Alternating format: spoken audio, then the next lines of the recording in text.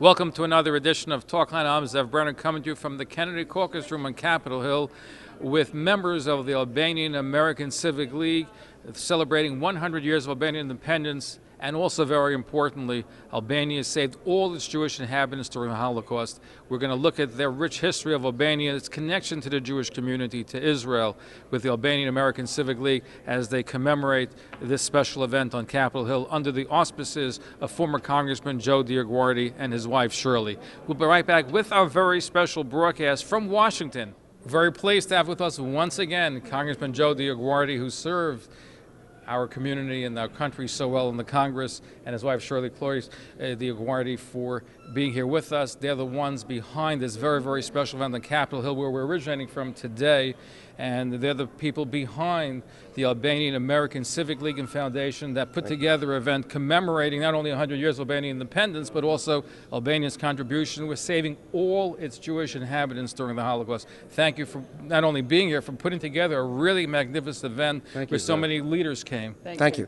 You know, it was important, I think, that we did it in the capital for the Albanian people. Why? 100 years ago, the flag was raised in Vlora, Albania, over the 4 Albanian districts of the Ottoman Empire.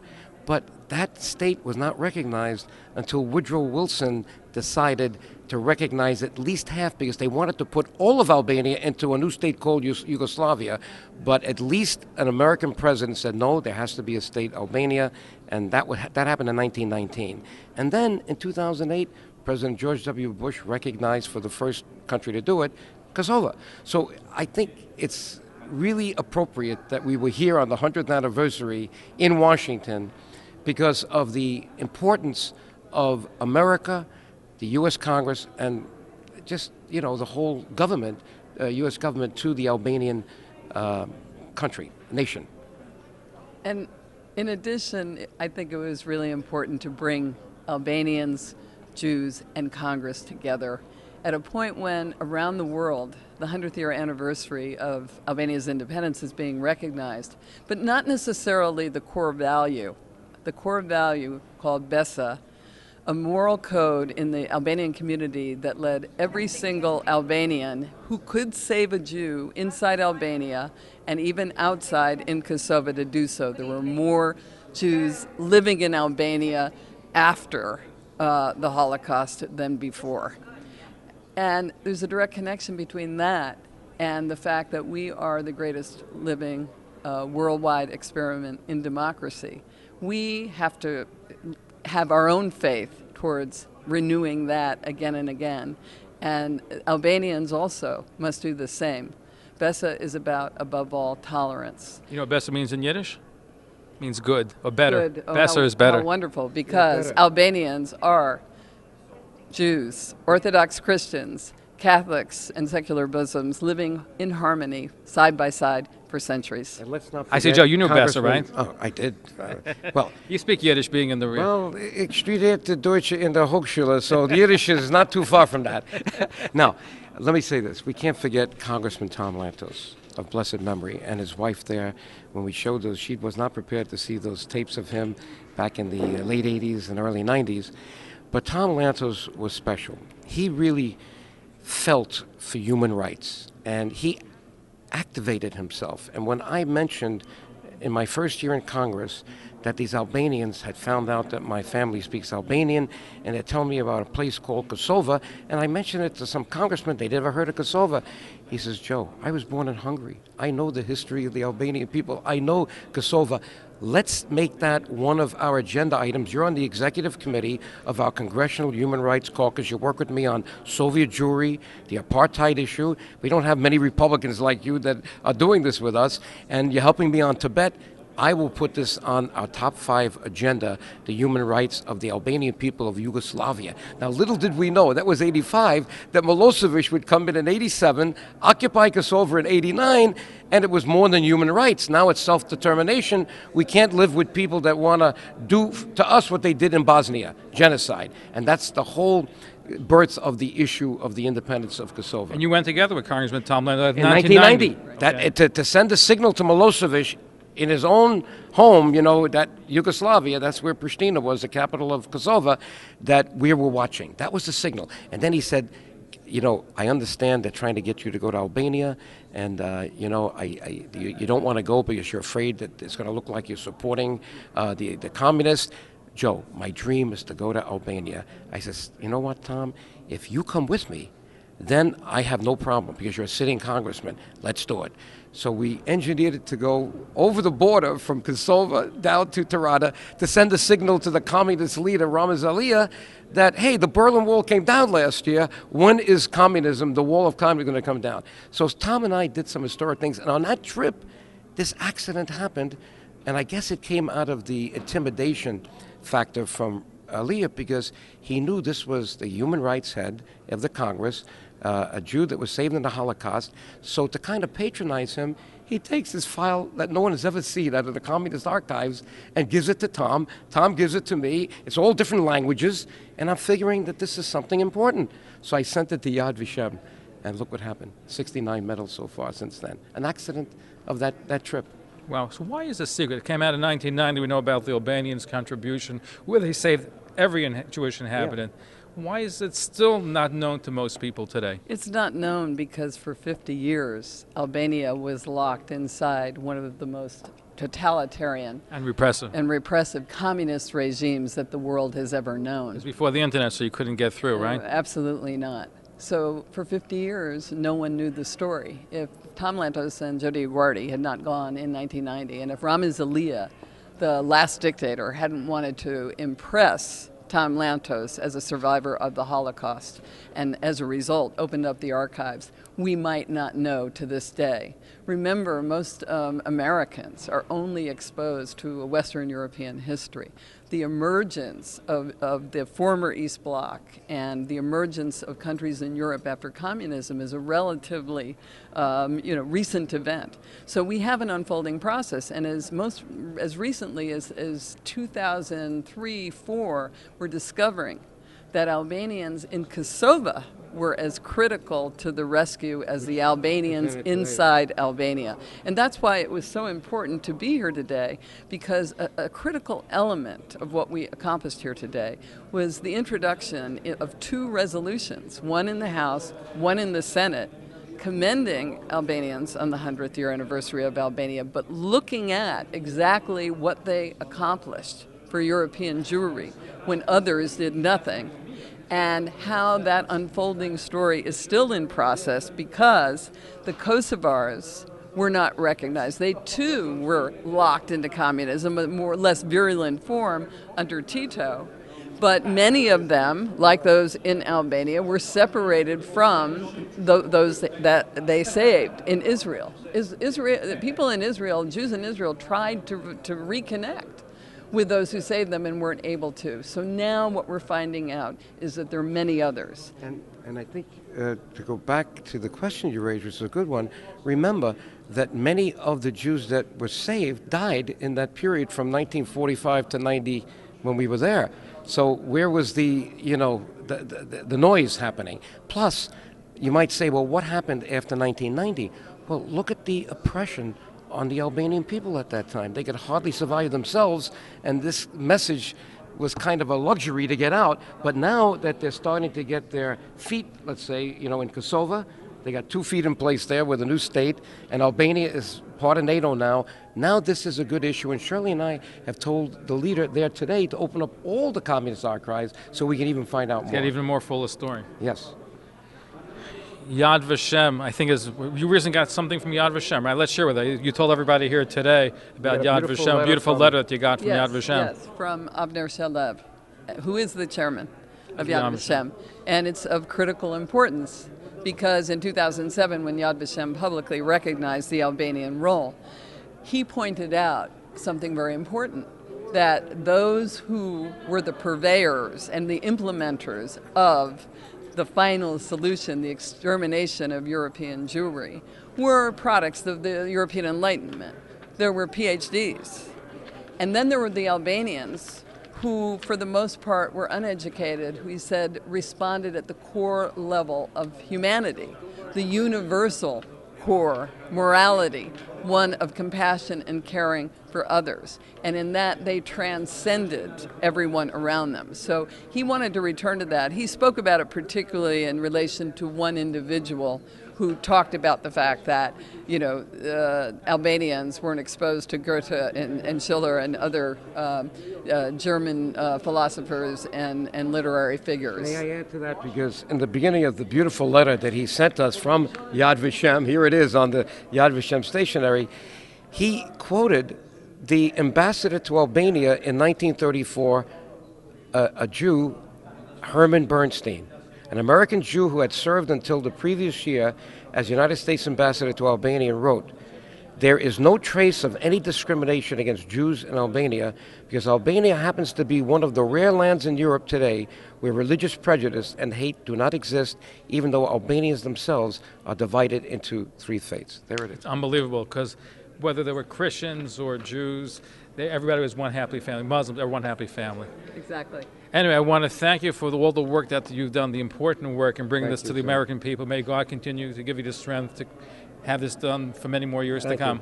Thank you so Shalom. much. Shalom. Shalom. Wonderful to be with you. One last question. Do you miss, you're back in the house, you miss it? Or? Hey, it's always nice to come here, But, you don't need a title to do good work. I tell my friends, set up a nonprofit organization, surround yourself with the right people, raise a few bucks, and get going with your message. And we've been doing that. We're like missionaries. Great job. You had a great team together. Thank you for joining us. Thank you. Thank you very much. Thank you. We have the privilege, and I say it's a privilege, of speaking with Annette Lantos. Her late husband, Congressman Tom Lantos, was a legend in the House, and the only Holocaust survivor elected to the Congress. And while he's gone 4 years, Annette, you've carried on the legacy. You married 67 years. You went with your husband as well as with Congressman Joe DioGuardi. I guess the first ones to visit Albania when they opened up? First American official to visit Albania. What year are we talking about? I think we are talking 1990. Yes. Because for those that may not be aware, Albania was a closed country. It was communist, and they were not really open. It was before the internet, before all major technology, so they were very closed society. Very close. The Albanians were very delighted at our coming, because I think it showed them that Americans do care about what is happening there, and we are not going to let them down again. And I think, my husband he was the chairman of the Foreign Affairs Committee in Congress, and so he spoke not only for himself, but he spoke for America and America's support for Albania. I think also he was on the forefront, together with Congressman Joe DioGuardi, of speaking up for Albania. Oh yes, from the first he was a spokesperson. He spoke for Albania and for our support of the Albanian freedom and independence. Now, I know it's been 4 years since your husband passed on. I know that you're carrying on legacy, speaking, letting that message be heard. He certainly was unique. He carried that message of the Holocaust, which today, unfortunately, we see people around the world that deny the Holocaust took place. As hard as it is for us to imagine, there are many of those that, including those like in Iran, that want to perpetuate another Holocaust. They deny the Holocaust on one hand, and they want to make a Holocaust, which is a contradiction, which I don't fully understand. You carry that legacy. What would you say was his proudest moment when he was in Congress, being a Holocaust survivor?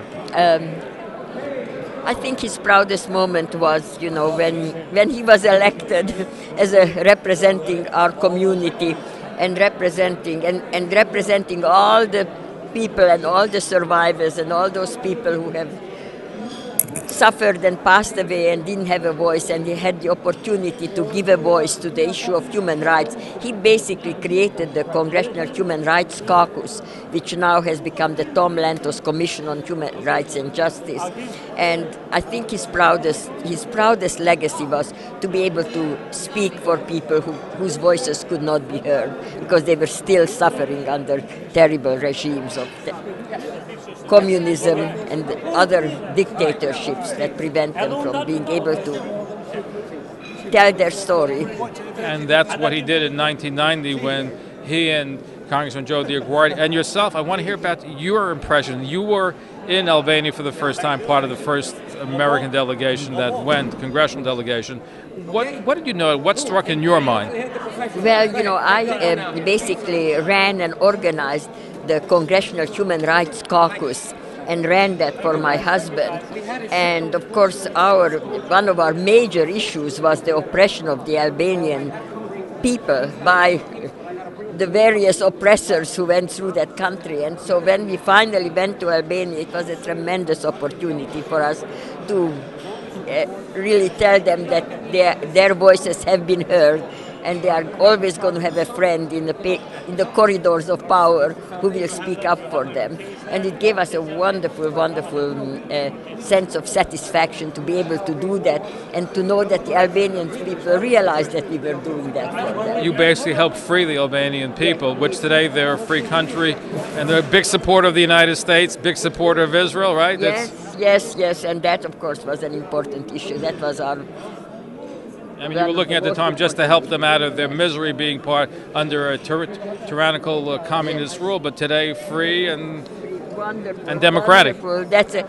That gives us all hope that eventually all these unfair, oppressive regimes will come to an end, and that if we can just hold on and keep the light of freedom growing, eventually we are all going to triumph. I want to thank you, Annette Lantos, for you spoke beautifully today at a special event commemorating Albanian-Jewish cooperation, also 100 years of Albanian independence. You've been a forefront of human rights, you and your late husband, Congressman Lantos. May God continue to bless you for many years to come and continue the work that you're doing on behalf of all of us. Thank you very much. It was an honor to be here and a joy to see Albania free. Thank you. Thank you.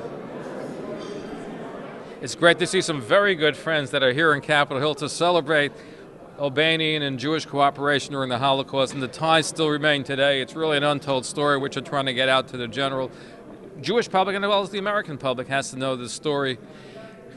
Ron Rettner, Karen Rettner, wonderful couple, so involved in so many Jewish causes, including with the Albanian Jewish cooperation, supporter of Congressman Joe DioGuardi for many years, and good to see both of you here. So, Ron, thank you for joining us. Tell us about your connection. Good to see you, Zev. Joe and I go back almost 30 years, almost longer than I go back with you, Zev. I go back with Zev to 1988, Joe to 1984. I have to tell our audience that Ron used to be on our radio show. He used to call in and was a frequent guest promoting some good causes, and we miss your voice on the air. Well, I haven't been invited in a while, so... I better talk to I better talk to Karen, your social secretary. I haven't been asked back, so... You have in front of everybody watching the program, you have a standing invitation. Well, thank you. In a world, when Joe told me about this, and Joe told me about the Albanian efforts to save their Jewish population, both indigenous population and those that went to Albania who sought asylum, and that every single Jew who was in Albania was saved at the peril of the Albanians who saved them. And in a world where you have Rwandan slaughter, and you had slaughter in Sierra Leone, and you had Serbian slaughter of Bosnians, and you can go. The list is on, unfortunately. The list could go on, and I just thought it was eminently important to tell the world this story, a story of bravery and courage where humanity prevailed over prejudice and a more easy and safer alternative. In a time where we have so much brutality one against the other, when we have the darkest time in history, to see people risking their lives, and Muslims and others, just to save Jews, it's a great story. It's a wonderful story. And I want to go. And it's terrific to be commemorating this event and letting the world know how wonderful Albania was to our people. No, it really is, and the story has to get out. And it's even more important because the story was suppressed by the communists for all of these years, and many of those who saved the Jews were ultimately slaughtered by the communists, and which is even sadder. But it's just important, and I wanted to co-sponsor this event in gratitude to the Albanians for all they did for the Jewish people. Thank you, and thank you, Karen. Thank you, Zach. Well, we had Ron on many times. We hope this is the first time you're on with us. You'll join us again, right? That would be lovely. Yes, thank you very much. And mazel tov to you and your family on the upcoming Thank marriage. you. Thank you. very much. Thank you. Where's Ron? We just had Ron and Karen Rettner on, great supporters of Albanian Jewish cooperation, and their daughter Meredith Ron is Rettner. getting married Yeah, to here he Justin. So mazel tov, congratulations. Thank you for coming so here. much. It's a pleasure Thank to be you. here. We're excited. It sure is. So what goes to your mind being here at this very special event today? I'm very impressed with all that Albania was able to do, and I'm thrilled to see my father speak today. Yeah, to be able to celebrate the 100th anniversary of Albanian independence, and recognize their extraordinary efforts during World War II to, preserve the Albanian Jews and the community, I think is absolutely wonderful. Absolutely is, and it's good to have young people also part to understand what went on in the past. Absolutely. Yes, it's wonderful to show our support. Thank you for joining us. Thank you. Mazel tov again. Thank you so much. I look forward to being at the wedding. Oh, I'm glad. Johanna J. Newman joined us. She is a planning giving associate at the United States Holocaust Memorial Museum, and she's here at this special event celebrating Albanian and Jewish community ties because even though she's from Germany originally, she and her family were saved by fleeing to Albania. Thank you for joining us. My pleasure. I'm always delighted to speak about that. You were growing up in Hamburg, Germany, and tell us what happened in your words. Well, very simply, Kristallnacht, or the pogrom of November 1938, occurred, and even my parents, who were very patriotic Germans, as all German Jews were, decided that the time had come to leave, and the question was where to go. And there were very few countries that accepted Jews. Some of the countries required tremendous amounts of monetary deposits in their bank accounts. And so, for some very fortunate reason, and I do believe that Hashem's hand was in the making of this, we found out that Albania opened its borders to Jews who wanted to come in. And so my parents and another family, friends of my parents, we left late February 1939 for Albania. Did a lot of Jews from Germany flee to Albania? Because I'm not that familiar with that aspect. When we got there, and we really did not know what to anticipate, what to find there, we were delighted when someone was on the pier, on the dock when we arrived, and spoke German, and these were all Austrian Jews.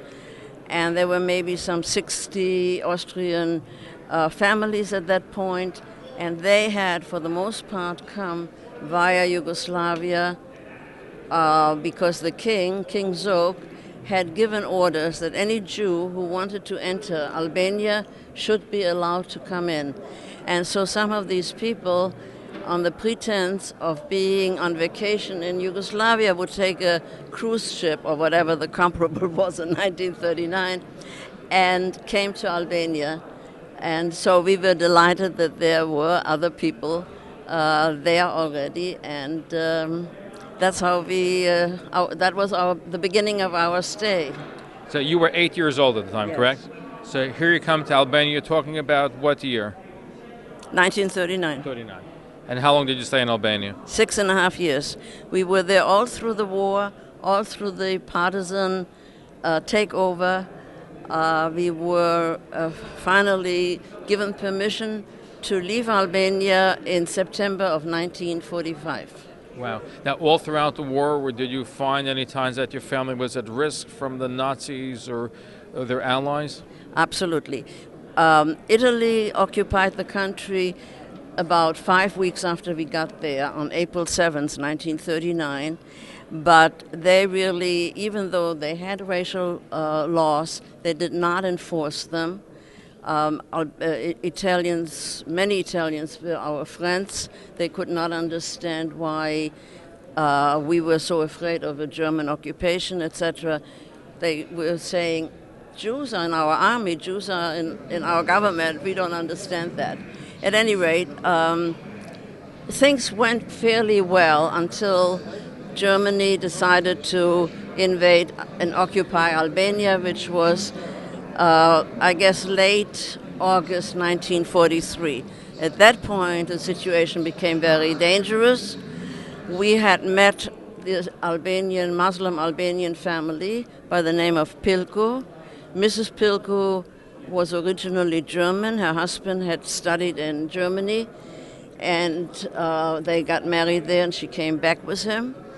And even though she was German, etc., she saved us. When the Germans occupied Albania, Mr. Pilku, or Engineer Pilku, took my father immediately to a little village outside of Tirana, the capital, where he stayed for, I say, anywhere from 4 or 6 weeks, I'm not 100% sure, while my mother and I moved in with the Pilku family. And they introduced us to whoever asked that we were cousins of Mrs. Pilku from Germany. Even the son, who unfortunately passed away some 6 months ago now, but I did see him again in 2007 when I was invited back to Albania, said that when people ask him, who are these people, he would say, oh, they're my mother's cousins from Germany, they're visiting. The danger into which this family put themselves is very, very hard to describe. Because whether she was German or not German, if the Germans had found out and they walked in and out of her house because she was from Germany, they would have killed the whole family. There's absolutely no doubt about it. It isn't amazing that not only were you saved, but all the Jews in Albania were saved, the Muslims, what the ethnic background was, they protected the Jews. Probably something like 2,000 Jews were saved by the Albanians. Now, I do want to say that in 1942, Germany occupied Yugoslavia, or the then Yugoslavia, the former Yugoslavia. Again, Albania opened its borders at Pristina, which is Kosovo, and allowed as many Jews as possible to come across the border. The German general in Belgrade knew, for some reason or other, exactly who the people were, demanded from the Albanian Ministry of the Interior to send these people back immediately, by name no less. And the Albanian government said, sure, we will look for them. We'll send them back, 48 hours. In 48 hours, he managed to distribute these people among villagers, peasants, private families, and the ones he couldn't find space for quickly enough were put into a hospital, and the hospital said that it was in quarantine because of typhoid fever. Every one of these people were saved. They went back to the German general and said, we looked for Albanians, we don't, for Jews. We only know Albanians, we do not know any Jews. And when in 43 they occupied Albania, and we were now the ones that needed to register with the SS headquarters, and they had asked for the list of Jews. Once again, Albania said, we do not know any Jews, we only know Albanians. And this is actually what saved our life. Amazing story. When are you going to write a book about it? I did. Did it come out yet? Well, I never published it. Why not? I'm going to press you on air. Why not? Because I really didn't know to whom to turn to make this happen. I have printed it myself. I have made corrections to it because I was so fortunate to meet one of my old girlfriends. We were both 12 years old and very close friends in Tirana. And for 47 years during the regime of Enver Hoxha, there was no contact. And she was in Jerusalem being honored as a righteous among the nations, or rather her husband, because his parents had saved 17 Yugoslavian Jews. She managed to find somebody who knew how to get in touch with me, and we met first in Italy, and then she came to visit us here twice, and so she was able to help me with names and places that I had forgotten. And then again, I was invited by the government of Albania in 2007. I was honored as an honorary citizen of Durrës, And once again, I wanted to have an addendum in my book to describe that event. I hope you don't mind that I press you. We'd love to see the book get out. It's a fascinating story. Many people don't know about how Albania saved so many Jews. Right. So you have your first-hand survivor. You have the experience. Perhaps this message be gotten out, and I'd love to see your book published. All right, well, we'll try for it. Anyway, thank you. And you've been seven years with the United States Holocaust Memorial Museum, and I know you're continuing keeping that memory alive. Thank you for joining us here in Capitol Hill, celebrating Albanian and Jewish cooperation. Well, it's my great pleasure, and thank you for interviewing me. I have spoken in many places to many school children, in Germany as well, and when people ask me, aren't you getting tired of it? My reply is, there are very few good people from that era, and I can't find enough good words to say about the Albanian people. It is unique, maybe with the exception of Denmark, who also did absolutely fabulous to save their Jews. But Albania is unique because I think almost every Jew was saved. Every Jew. Every Jew was saved. Yeah. Agim Alickaj, he's the executive board member of the Albanian American Civic League, and his father saved Jews in Albania during the war. Fascinating story. Thank you for joining with us. I know you've been involved with Congressman Joe DioGuardi for at least 23 years, 23 years. 22 years exactly. Now, of course, I'm proud to have been with Joe for such a long time. He did so many good things for Albanian people. And invited to the American people too, right? And of course. And this story about my father saving Jews came up lately, after my father died. He wrote a diary. He had it in a diary. He told us the story all the time when we were small children, how he saved Jews and everything. But we never knew that. He never thought that he should get any recognition for that, because he thought it would be his duty to save people in need who came to our land in Kosovo, Dechan, which is the municipality of Dechan. He was the executive secretary of the municipality of Dechan, and a friend of his, Arslan Rezniqi, approached him, and he brought Jews from Jewish families, in a couple of them. He brought them from Macedonia, escaping them from Macedonia to Dechan. Now, in order for them to pass to Albania, to the safety, they had to have IDs. If they had Jewish IDs, Germans would have killed them. So he asked my father, and he issued false IDs with Albanian names to all of them, and so they passed safely. All of them made it to Albania. So this is the story he has been telling us for a long time, but after he died with Joe DioGuardi, it came, I mentioned it to him. He said, why you didn't, tell us this before? I said, look, my father has a diary which he kept and everything. So, and now we are trying to do something more. But I'm very glad, at least he gets some recognition by the U.S. Congress, because by Yad Vashem they need, a live witness to say that what he did and everything. Now, this is, for me, I'm very proud of it. It's going to be very proud of you, your family. I mean, your father, just to understand, risked his life because the Germans, they find you help Jews, they kill you. They don't ask questions. No questions. And he is one of many Albanians from Kosovo. Did your father ever say to you why he did it?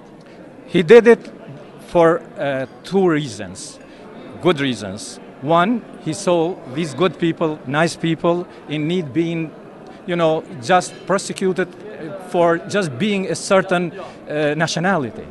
And the second one, he, by Albanian code of honor, BESA, when somebody comes to your country, to your place, to your town, to your city, to your village, you are obliged to help them. Even if you have to risk your life, because if something happens to them while they are in your city, then you are dishonored. You have no honor, no standing in the community. So we have that code. So that's the second thing. So helping people in need, because they were persecuted for no reason, nice people, and also based on Albanian code BESA, and he had strong moral, qualities. It's an amazing story. I'm sure it had a major impact on you, right? Yes. Oh, yes. We are very, very proud. We've been proud of it, but we never thought that we should ask for any recognition anywhere.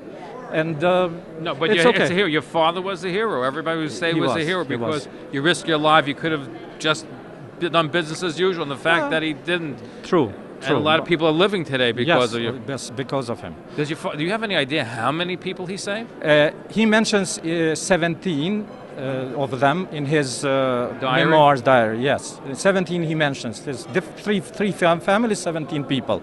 He may have said more, but Well, he did say more because each of those 7 people that survived and had children, Yeah. it's in the hundreds and probably in the thousands by True. today, right? So he didn't save that's- 17; he saved a lot more than that. Yes, I believe The so. Talmud teaches, he who saves one individual as if he saved the entire world. I agree. And he saved 17. He saved Absolutely. more than 17 That's worlds. true. So I thank you for sharing that story. It's important for everybody to realize the risks that people went through. There are a lot of good people around in the face of moral decay, of evil, of killings. There are people willing to risk their life to save others. And thank you and congrats to you and your family for what they did to save people during the Holocaust. Thank you so much, and I am very proud. Again, I am emotional a little bit, so you have to understand me. But it's great. It's a great day for us. No, it's great. And we're selling. And before I let you go, how do you feel that your group is here on Capitol Hill being honored for its work? Being honored, and we feel great because we have Jewish friends with us together. We are celebrating the 100th anniversary of independence of Albania with the best people in the world, Jewish friends who have helped us also in Congress, in Senate, like Congressman Tom Lantos and other leaders here in Congress. We worked with them. They saved us, our nations too, United States, but many Jewish friends in Congress and Senate, they were in particular interested to help us because they saw these trains going from Kosovo to Macedonia. They reminded them of what Germans did to them. So they were very attached to our cause, and they helped us. Finally, we have free Kosovo. Thank you, and look forward to this continued cooperation between Yes. the Jewish and the Albanian people. Yes. And thank you again Thank for you what too. your family did during the Holocaust. Thank you to your listeners and viewers. And I'm very, very happy, and we will continue our great work together. With God's help, thank you. Yes. Leka Rezniqi is the secretary of the Friendship Association of Kosova-Israel. His grandparents saved Jews during the Holocaust, and he spoke beautifully today at this special event here in Capitol about that. Tell us for our audience back home as to the heroism of your family in saving Jews during the Holocaust. Well, again, the question, I didn't hear it. I'll take it from the beginning. Sorry. What is your question? My question is, tell us about your family saving Jews during the To Holocaust. tell the story? Just briefly tell me the story of how. We're speaking with Leka Rezniqi. He is secretary of the Friendship Association of Kosovo and Israel. His grandparents saved Jews during the Holocaust, and he spoke beautifully today about your family, how they saved Jews during the Holocaust. Tell us about it. Well, the world knows now that Albania was like a promised land during the Holocaust, as every Jew that seeks refugee or asylum to Albania was saved. But nobody is asking about how those Jews came to Albania. They didn't came from sky. There were Albanians outside from southern Albania that saved Jews during the Holocaust and helped them to go to Albania. One of them is my great-grandfather, who was a merchant in that time on the 30s, and his major partners were Jews from Macedonia, Greece. And when the Nazi regime started to come to Germany and their ideology to become to the whole Europe as a risk, they asked help from my great-grandfather, as knowing as in Albanian lands they are going to be more safe. On that period, also the whole Albania and the major part of Kosovo was under Italian regime in the beginning, which was known as more liberal than the Nazis.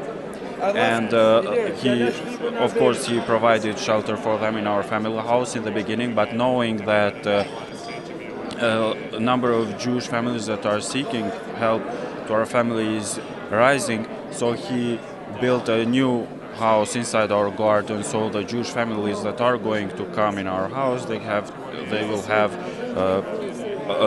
a lot of space, enough space to stay, not only in our house.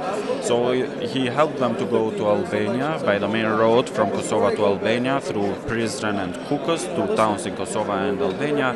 But but for the others, which was very hard to go by main road or was very hard to provide false documents, they sent them through mountains to Albania or Albanian lands in Montenegro, and then helping them to go again to Albania. It was like a network. It wasn't just like that, like my great-grandfather to help a Jewish family to go to the Albanian border and now telling them, now run because you are free to go. No, he knew in which town he is sending them. He knew to which families he's sending them.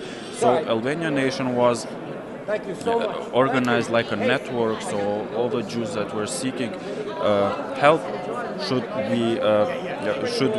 get a certain help and shelter. Amazing. And do you have any idea through your grandfather's network how many were actually saved? Saved? Yes. How many? What do you have any number? Our family were saved more than 40 families. Wow. Thank you. But we are.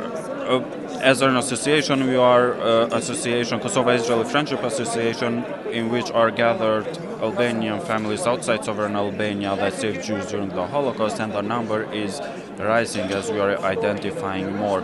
It is very hard now, 70 years later, to ask proven facts, because on that period the only thing important was to save a person's life, and nobody was actually writing down numbers. Whoever they can save, they can 70 save. years later, history asks for proven facts, which is very hard for us to provide. And I want to thank you for what you and your family have done, your continuing friendship with Israel and the Jewish people. Thank you so much. Thank you very much.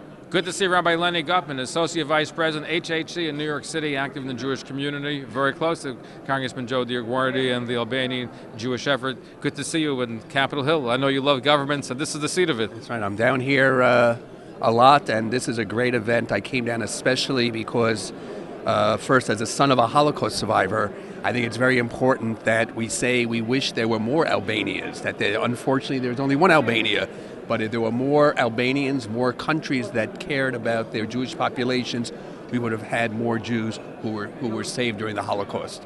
Absolutely, and this story, which unfortunately we're trying to get out, most people are unaware of the extent of what the Albanians did to save Jews during the Holocaust. Yeah, that is correct. And again, for those of us that really live the Holocaust every day, children of survivors, grandchildren of survivors, this is an important story that needs to get out.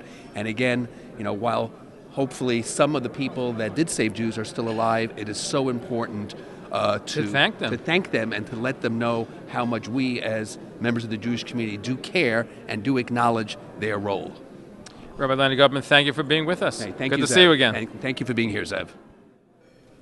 Good to see Professor Richard Stone, Chairman of the Conference of Presidents of a major American Jewish organization, joining us as we celebrate cooperation with Albanians and the Jewish communities that Please started the turn Holocaust your cell and phones continues to off this very day. Good to see you. So that Thank we you, can Zed. have It's good a to be with you. quiet Good to be at this and occasion. enjoyable program. Tell us, I know Thank you have a lot of different events. This is a Again, special everyone one from the that's board, unusual please because most people don't know go the to my story. left Well, for a this one photo is one with that I came the chair. specially from New York to Washington with no other item on my agenda today. And yesterday I just got back from leading with Malcolm Hoenlein a solidarity mission of the Conference of Presidents to visit the civilians who had been under siege for 10 days in Israel along with the government. And I'm still jet lagged, but I thought this was important enough. The Albanian-Jewish relationship was extremely important during the Holocaust. It was a symbol of bravery among citizens of the world that we're trying very hard now to, as a Jewish community, to acknowledge, just as we have tried to root out those who perpetrated crimes. We've tried to locate and acknowledge those who went beyond the call of normal human action to help us. And the Albanians were very much on that list, and they're a great friend of Israel today as well. And it's important, and that's why it's glad to see everybody here together. One voice, one people's together. It's so wonderful. And well, we're both a people who are a tiny minority in a world full of hostility, unfairness, and injustice. We both fought valiant battles to remain independent people with independent countries. And we're good friends and allies, and I think it's a tribute to the spirit of both peoples that they've reached where they are and maintained their ethical, spiritual souls. Professor Richard Stone, thank you for joining us. Thank you, Zev. Good to see you. Good to see Bob Levy here in Capitol Hill. He's the chairman of the National Council of Young Israel. That's correct, yes. It represents Young Israel synagogues throughout the United States. Right, 25,000 family units around the country. What brings you here to Washington? I'm here to pay tribute to the Albanian community on their 100th anniversary and for the tremendous amount of effort and self-sacrifice that they conducted during a very, very dark period of our world's history during the Shoah. No, certainly it's nice to see the Jewish leadership here working together with the Albanian community to really celebrate and commemorate what the Albanian people did for our people as opposed to our people during the Holocaust. Correct, and there's a lot that can be learned, particularly these days when Israel is under such tremendous threat from the countries that surround it and from countries that are within a missile strike of Israel, how the people of Israel, the people of Albania, and the people around the world and civilized nations ought to confront this terrorism that's confronting Israel. And the Albanian people, during the time of the Shoah, demonstrated how it's done. It's good to thank you for joining us. By the way, congratulations on your position as chairman. How's it going with the National Council of Young Israel? Well, we're just dealing with Hurricane Sandy right now and with what's going on in Israel, so crisis to crisis. That's how we survive. Thank you for being with us. Thank you. Dr. Agolli, originally from New Jersey, now in Atlanta, Georgia, member of the board of the Albanian American Civic League. Thank you for joining with us. This is a very special day where you had two great communities, the Albanian community and the Jewish community, get together commemorating 100 years of Albanian independence, and also Albanians saving all its Jewish inhabitants as well as guests, Jewish guests in Albania during the Holocaust. What are your thoughts as you go through this very special day? Well, I feel very honored and privileged to be here talking to you and the Jewish community and Albanian community because there's so many similarities. But what makes me proud is the fact that we represent freedom, and I'm proud to be part of the Albanian American Civic League to not only commemorate the 100-year anniversary of our independence, but really to be part of the Jewish community and to bridge the gap together. Because, you know, what I see right now is I see a world right now that's so divisive, and I think that when we talk about history, on how we help each other out. It's just a great example on how many different cultures, regardless of our religious beliefs, our beliefs in our country, that we can come together and to be not only humanistic, but just to help a helping hand to a friend. And I'm just proud to be part of the Albanian American Civic League because it epitomizes that we can work together amongst differences and unite because we learn from each other. And I'm just so happy to hear of the history of how the Albanians actually helped the Jewish people survive a terrible time in our history. And you know, if we don't listen to history, history is going to repeat itself. And it saddens me for that. And that's why I think we have to get our message out there. And that's why this is such a great event to be here in Washington, D.C. to celebrate. Thank you, and I thank the Albanian American Civic League for putting this together and being in the forefront of better relations between our communities. It is all about relationships and have better relationships, and I'm just honored. You know, I have so many Jewish friends. I grew up in New Jersey, and I had so many Jewish friends. Which part of New Jersey? Bergen County and Hackensack. You had a lot of Jewish friends then. I had a lot of Jewish friends, so I understand the Jewish lingo. But it makes me so proud because, you know, my entire life living in such a free country, and that's why I think our younger generation doesn't realize how great America really is to have this freedom. And just when you travel across the world, you start to appreciate the United States because it is all about freedom. And that's why it's such a great time to be here in D.C. celebrating. Thank you for joining. Thank you for the work that you and your organization are doing. Thank you very much. I appreciate it. Have a great day. Mike Marash Nuculaj, I hope I pronounced it correctly, right? I'm learning Albanian very quickly. And you're president of a chapter of the Albanian American Civic League in Detroit. And you're joining us right now, and you come from your family comes from Montenegro, right? I come from Montenegro. I'm Albanian, born in Montenegro, and it's a great honor and privilege to be here in Washington, D.C.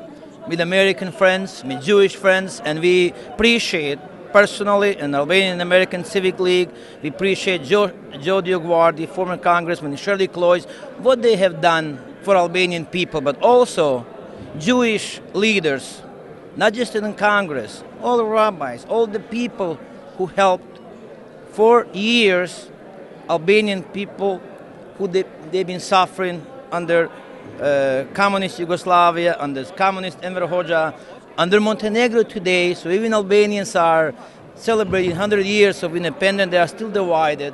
They are not free. They are treated like a second citizen class. And who knows better than, who can know Baha's stories better than Jewish people? We know what they went through. I don't wish to any human being to go through what Jewish people went through.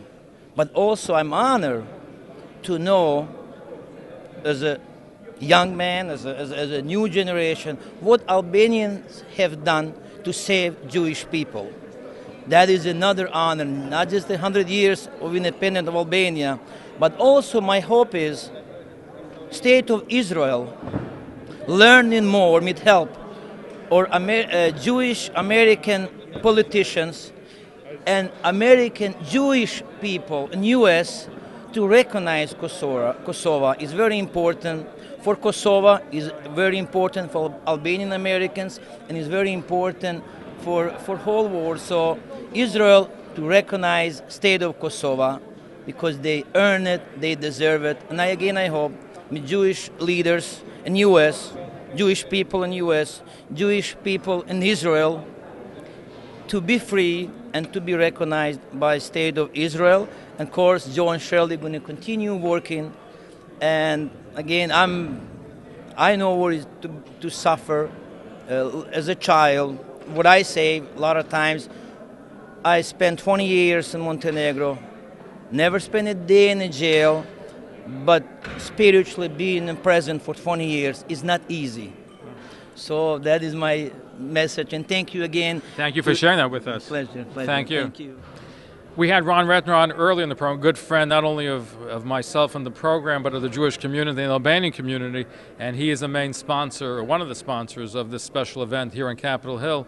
Ron, you were saying that after this whole event is over, that you were very motivated and moved by that, and I think you're very proud of the fact that you are a sponsor of this event. What goes through your mind right now? The Albanian example is an example of the world, to the world. It's an example of heroism, selflessness, bravery, sacrifice, and it's not only an example of the past, of the horrors of the Holocaust, it is an example of the current age where there's so much genocide, where so many examples of genocide, and in the future. And hopefully the Albanian example of heroism in standing up to Nazi oppression and preventing and further expansion of the Holocaust and protecting their Jews will be an example to other people in other countries when faced with the Albanian dilemma and the Albanian situation, and hopefully others will follow in protecting their oppressed citizens. Ron, thank you. Good to see you again. Thank you. We hope you've enjoyed our very special broadcast originating from the Kennedy Caucus Room on Capitol Hill, celebrating 100 years of Albanian independence and how Albania saved all its Jewish inhabitants during the Holocaust. For more information about the important work of the Albanian American Civic League and Foundation, please contact the address and phone number on screen. Thanks once again for joining us here on the Talkline Communications Network. I'm Zev Brenner. Shalom.